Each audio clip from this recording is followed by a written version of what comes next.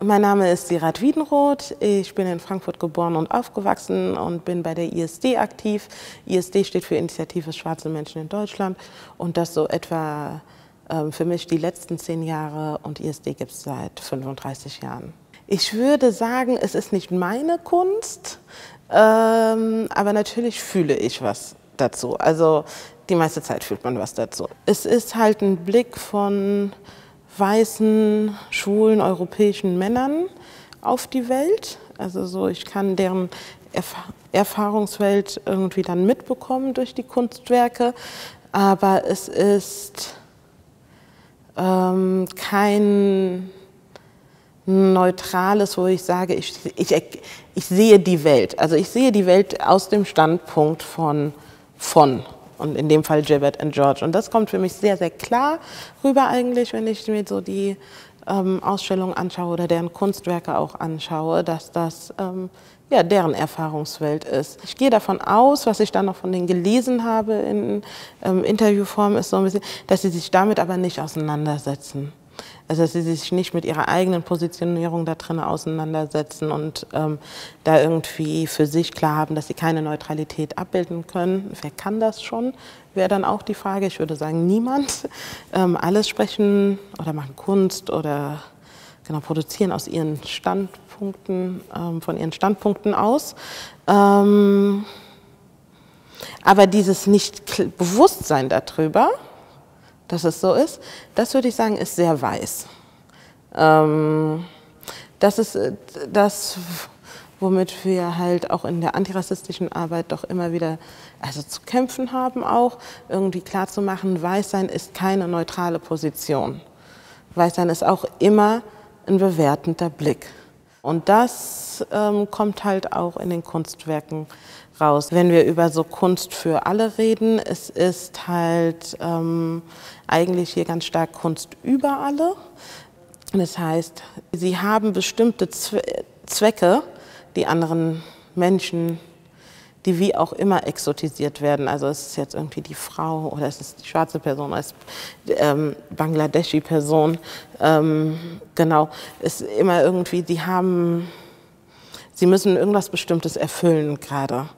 Als ich dann durch die Ausstellung gegangen bin, bin ich auch noch mal bei dem Bild hängen geblieben, das zeigt eine Person, die in einer Burka rumläuft und Gilbert and George stehen tanzend daneben rum.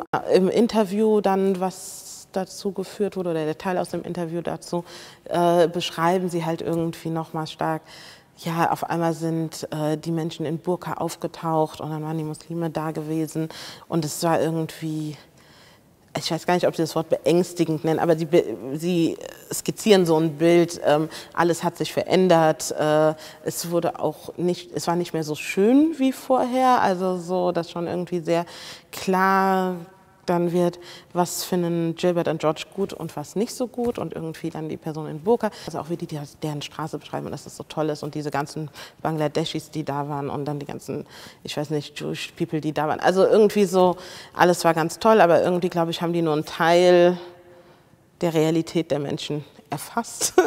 So genau, und deswegen würde ich auch mal in Frage stellen, ob sie die Leute, die ohne Burka oder ohne jetzt Bart und Bubu rumlaufen, also so, ob sie die auch als Muslime erkennen würden. Und deswegen irgendwie dann glaube ich, dass halt nur dieses Burka-Symbol oder nur so der Extremismus für sie auch das Muslimische ausmacht und halt dann für sie als beängstigend irgendwie dasteht.